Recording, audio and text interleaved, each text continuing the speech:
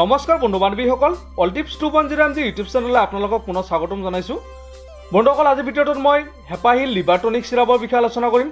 এই liver tonic চিৰাপটো কি কামত ব্যৱহাৰ কৰা হয়, কম্পজিশ্যন, ছাইড ইফেক্ট, MRP, কোম্পানীৰ নাম আদিৰ বিষয়ে মই বিতংভাৱে আলোচনা কৰিম। আপোনালোকে ভিডিঅ'টো আৰম্ভণিৰ পৰা শেষলৈকে চাব। বন্ধুসকল, এই চিৰাপটো মেনুফেকচাৰ কৰিছে IUC ফাৰ্মাচিউটিকেল প্ৰাইভেট লিমিটেড। আপোনালোকে চিৰাপটো ব্যৱহাৰ কৰাৰ আগতে ডক্টৰৰ পৰামৰ্শ ল'ব। তো বন্ধুসকল, যিসকলে এতিয়ালৈকে আমাৰ চেনেলটো ছাবস্ক্ৰাইব কৰা নাই, প্লিজ ছাবস্ক্ৰাইব কৰি দিব আৰু কাষত থকা বেল আইকনটো প্ৰেছ কৰি দিব। বন্ধুসকল, এই চিৰাপটো লিভাৰৰ সুৰক্ষাৰ বাবে ব্যৱহাৰ কৰা হয়। লিভাৰৰ যিকোনো সমস্যাৰ বাবে ব্যৱহাৰ কৰিব পাৰে। ইয়াত থকা কম্পজিশ্যনসমূহ হ'ল ইয়াতে ভিংগৰাজ, ভূমি আমলখি, চিৰতা, অৰ্জুন, পুনৰবা, হৰ্তিকি, ভূমি চিলিকা, জষ্টি মধু আদি বহুতো উপাদানৰ দ্বাৰা বনোৱা হৈছে। এই চিৰাপটো 100 ml পেক হয়। যিসকল লোকৰ লিভাৰৰ সমস্যা হৈছে, পেটত অতিৰিক্ত বিষায়, পেট ফুলি থাকে, সদায় খাদ্য খাবলৈ মন নাযায়, ভাগৰ লাগে, বমিৰ ভাৱ হয়, বুকু বিষায়, পেট ফুলি উঠে, এনেকুৱা কণ্ডিশ্যনত আপোনালোকে এই চিৰাপটো ব্যৱহাৰ কৰিব পাৰে। লিভাৰৰ যিকোনো সমস্যা দূৰ কৰিবলৈ এই চিৰাপে গুৰুত্বপূৰ্ণ ভূমিকা পালন কৰে। শৰীৰৰ বৰ্জিত পদাৰ্থসমূহ আঁতৰাই আনে, আপোনাৰ শৰীৰ সুস্থ আৰু সবল কৰি তোলে। যিসকল লোকৰ জণ্ডিছৰ প্ৰব্লেম হৈছে বা ফেটি লিভাৰ হৈছে, তেওঁলোকে এই চিৰাপটো ব্যৱহাৰ কৰিব পাৰে।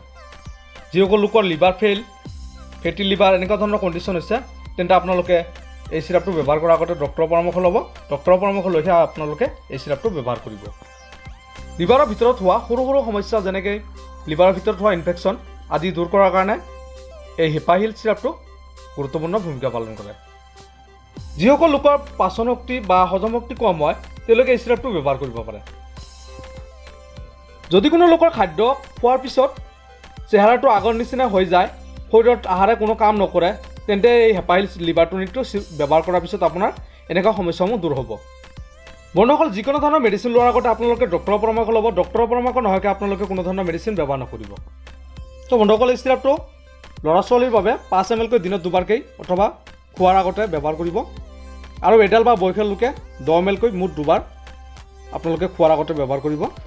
অতি ভাল ৰিজাল্ট পাব। আৰু এই চিৰাপটো ব্যৱহাৰ কৰাৰ পিছত আপোনাৰ ছাইড ইফেক্ট দেখা দিব পাৰে, যেনেকৈ আপোনাৰ বমিৰ ভাৱ, অধিক ব্যৱহাৰ কৰাৰ পিছত আপোনাৰ পাতল পায়খানা এনেকুৱা ধৰণৰ প্ৰব্লেমে দেখা দিব পাৰে। যদি এনেকুৱা ধৰণৰ প্ৰব্লেমে দেখা দিয়ে, তেন্তে আপোনালোকে এই চিৰাপটো ব্যৱহাৰ কৰিবলৈ বন্ধ কৰিব আৰু ডক্টৰৰ পৰামৰ্শ ল'ব। বন্ধুসকল, এই চিৰাপটো ব্যৱহাৰ কৰাৰ পিছত আপোনালোকে এলকহল বা মদ্যপান কৰিব নোৱাৰিব। আৰু যিসকল লোকে ধূমপান কৰে, তেওঁলোকে এই ধূমপানৰ পৰা বিৰত থাকিব লাগিব, নহ'লে এই চিৰাপে কোনো ধৰণৰ কাম নকৰিব। তো বন্ধুসকল, আজি ভিডিঅ'টো ইমান আছিল। যদি ভিডিঅ'টো ভাল লাগে প্লিজ লাইক কৰিব আৰু কিবা জানিবলগীয়া থাকিলে আপোনালোকে কমেণ্ট কৰি জনাব। ধন্যবাদ।